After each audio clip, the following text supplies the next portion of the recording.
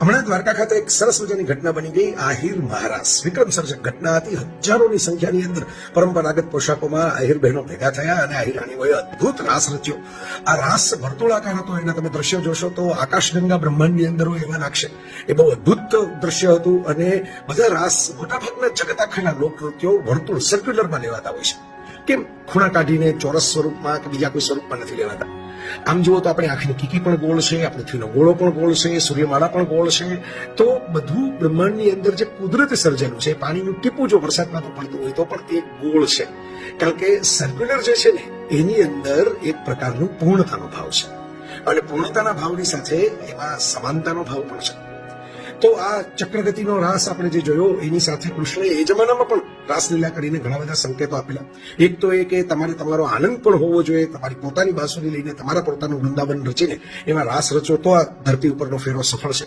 બીજો સ્ત્રી સશક્તિકરણનો સંદેશ પણ હતો કે સ્ત્રીઓ ગોપીઓ પોતાની રીતે પોતાની મરજીથી પોતે માત્ર ને માત્ર એક સ્ત્રી તરીકેનું અસ્તિત્વ ધરાવીને આ રાસ લેવા માટે આવે. તો આ સશક્તિકરણનો બહુ સરસ સંદેશ હતો.